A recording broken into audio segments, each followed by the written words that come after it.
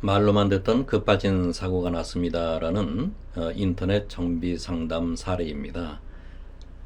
2012년시 공공자동차에서 제조한 디젤 SUV를 운전하는 운전자입니다.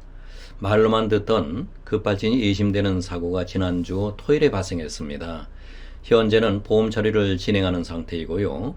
사고 경위는 사거리에서 적색등이 점등돼서 승용차 한 대가 신호 대기 중이었고, 제 차는 브레이크를 밟으며 서서히 다가가고 있었는데 승용차 후방 5m 정도쯤에서 제 차의 RPM이 갑자기 두세 번 오르락내리락 하더니 승용차 후방 2, 3m 정도로 가까워졌을 때 RPM이 급상승하면서 그대로 승용차의 후미를 들이받았습니다.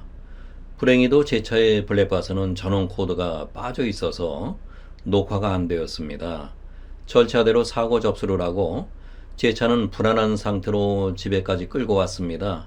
월요일에 회사일로 제가 직접 서비스 센터에 가지는 못하고 보험사에 전화로 요청해서 제 차를 견인해서 제조사의 지정 서비스 센터에 입고하였습니다.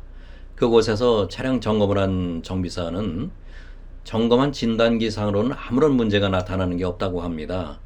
제가 현장에서 확인을 못했으니 믿을 수밖에 없지만 현재 차는 서비스 센터에 입고된 상태로 고장의 원인을 알아야 제대로 수리를 할 텐데 원인도 모르고 답답합니다. 또 그런 사고가 날까봐 불안감에 운전을 못하겠고 어찌해야 하나요? 라는 인터넷 정비 상담이었습니다. 급발진의 사항은 여러 가지 원인이 있을 수가 있습니다. 그렇지만 현재 의뢰하신 이 상담은 급발진이 의심되는 상황이 되는데요. 급발진이 의심되는 교통사고는 그동안 뉴스나 기타 매스컴을 통해서 보도된 것처럼 이것이 원인이다 하고 콕 집어가지고 원인이 분석되고 그에 따른 피해 보상이 이루어지지 않은 것이 현실입니다. 주된 급발진의 추정 원인은 차량에 탑재된 각종 센서리와 컴퓨터류의 순간적인 오류와 기타 원인 불명의 원인에 의해서 급발진이 발생할 가능성이 있는데요. 이러한 상황에서 당황한 운전자는 즉각적으로 대처하기가 어렵게 되고 이로 인해서 사고가 발생하는 경우 사고 후에 그 원인을 알아내려고 정비업체의 정비사분에 의한 진단기 점검을 의뢰하더라도 사고의 원인을 제공한 전자적인 오류에 대한 정확한 데이터가 나오지 않는 것이 비일비재합니다. 급발진 추정 사고 원인을 찾기 위한 전자적인 분석을 EDR 데이터 분석이라고 하는데요. 상담 주신 글에서 사고 후 절차대로 사고 접수를 하고 차량은 불안감을 안고 집에까지 끌고 왔는데 라고 말씀하신 사항으로 미뤄볼 때 차체 손상이 경미하고 운전석의 에어백은 전개되지 않은 것으로 판단이 됩니다.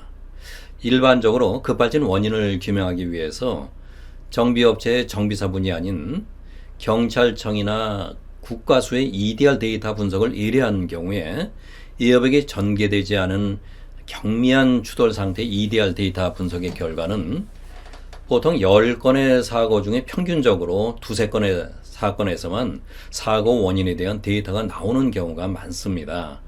특히 사고 후에 운전자분이 집에 서비스 센터에는 가지 못하고 서비스 센터에 입고된 차량을 정비사분이 점검을 한 후에 그분의 말씀으로는 점검 진단기상으로는 아무 문제가 나타난 게 없다는 진단을 받으셨다고 하셨는데 이런 경우에 정비업체의 진단 과정에서 전용의 EDR 분석용 장비를 사용하지 않았거나 또는 EDR 분석 절차를 따르지 못했을 때 그나마 있을 수 있었던 EDR 오류 데이터마저 사라졌을 가능성이 큽니다.